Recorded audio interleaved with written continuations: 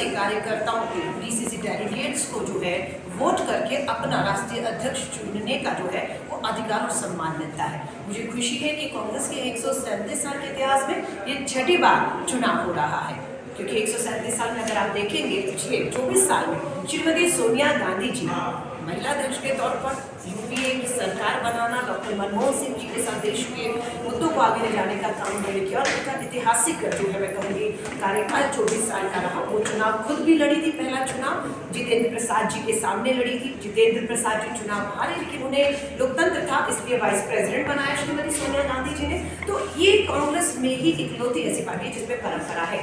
आज देश भर में 65 पोलिंग बूथ पर लगभग 9,300 हमारे जो कार्यकर्ता डीसीसी डेलीगेट है वो वोट डालेंगे। मेरे साथ देखने हिमाचल से सौरभ है, युवा है, इन्हें भी मौका मिला है। मुझे भी, मैं दिल्ली की डेलीगेट हूँ, दिल्ली से, लेकिन हिमाचल के मीडिया प्रभारी के तौर पर मैं आज हिमाचल में हूँ।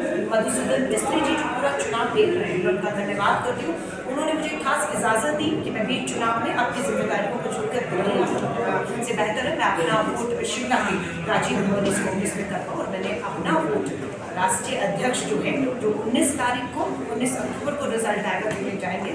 2 उम्मीदवार हमारे हैं, मल्लिका अर्जुन खड़गे साहब और डॉक्टर शशि थरूर जी हैं, और दोनों में से सबको अधिकार है अपना अपना मत से अपना अध्यक्ष चुनने का। तो आज ये प्रक्रिया चल रही है, 19 तारीख का सबको इंतजार रहेगा। और आज खास दिन इसलिए भी है क्योंकि 4 बजे जैसे ही दीपा दास मुंशी जी जो यहाँ पर पीआरओ हैं, जैसे हमें इजाज़त देगी, वोटिंग का काम पूरा हो जाएगा, तुरंत हम लोग अपनी हिमाचल कांग्रेस की जो है पहली सूची जो है जारी करेंगे। आज से इंतजार करना पड़ेगा क्योंकि कल आपने कहा था कि आज से 60 मैं पत्रकार साथियों से माफी चाहूंगी। बिल्कुल हमें था कि कल ये सूची जारी की जाएगी, लेकिन आज का देश भर में जो भारतीय राष्ट्रीय कांग्रेस के अध्यक्ष पद के चुनाव को मद्देनजर रखते हुए कहा गया कि हमें इंतजार करना चाहिए, एक बार ये वोटिंग हो जाए 4 बजे, उसके बाद, वरना हमारी बिल्कुल तैयार है। बन चुकी है पूरे 68 से। देखिए, मैं फिर कहूँगी हमारे अग्रिम संगठन जो है युवा कांग्रेस, एनएसवाई महिला कांग्रेस, हक बनता है उनका अनुशासन में रहकर मजबूती से वो अपना जो है लड़ाई को, अपनी बात को रख रहे हैं हाईकमान के सामने। और मुझे खुशी है कि हमारा अग्रिम संगठन पूरा अनुशासित रहते हुए अपनी लड़ाई को लड़ रहा है, कि उनका भी टिकटों में बिल्कुल जो है योगदान रहता है उनका।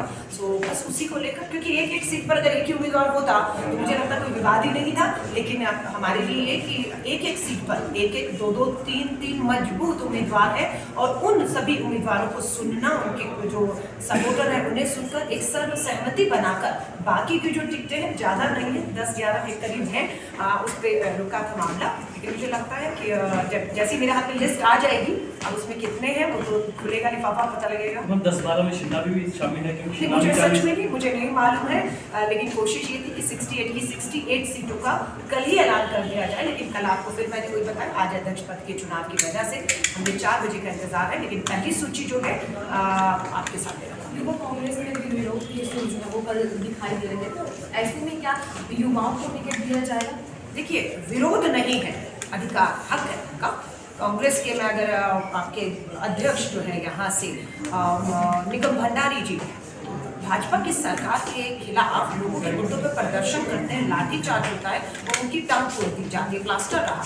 वहीं पर हमारे यदुपति जी जो है उन पर भी इतना बड़ा हमला होता है कि उनकी अगर आप आँख पे हमला हुआ था, वीरभद्र सिंह जी ने दिल्ली तक इलाज के लिए लेकर गए, तो इनका हक है। लेकिन कोई भी पार्टी से बाहर बिल्कुल भी नहीं है, बिल्कुल अपनी लड़ाई को अंतिम समय तक लड़ने का अधिकार है, और वो अनुशासन में रहकर लड़ रहे हैं। अब लास्ट पिछले कल एक सोशल मीडिया में बयान आया था सुभाष मुंगेर का, राजीव शुक्ला को उन्होंने चेतावनी दी है, साथ तौर पे आपकी खैर दी, उसको भी फर्स्ट देखते हैं। देखिए, मैं कहूँगी सिर्फ अनुशासन में रहते हुए, भाषा का संयम रखते हुए रहेंगे, सबके लिए निवेदन करूँगी, क्योंकि 68 ही सीटें हैं। मांगने वालों की लिस्ट कितनी पहुंच गए थे? नामांकन 1,000 से ऊपर पहुंचे, कितने पहुंचे थे? लगभग 1,000 नामांकन आए, तो पद जो उम्मीदवार है वो 68 ही हो सकते हैं, हम 69 भी नहीं कर सकते। पर मैं हाथ जोड़कर सभी से कहूँगी, भाजपा के कुशासन से लोग तरस आ चुके हैं। चाहे यहाँ पर युवा बेरोजगार हो, महिलाएं महंगाई की मार झेल रही हो, हमारा सेब बागवान हो, हमारा सरकारी कर्मचारी हो, भाजपा को हराने के लिए एक बार फिर से कांग्रेस की तरफ देख रहा है उम्मीदों से। हमारी सरकार बनने जा रही है। मैं सबको कहूंगी अनुशासन में रहें, संयम रखें, जिस पे भी पार्टी मोहर लगाए और लोग भी तैयार बैठे हैं, बिल्कुल साथ रहें और हमारी विजय निश्चित है।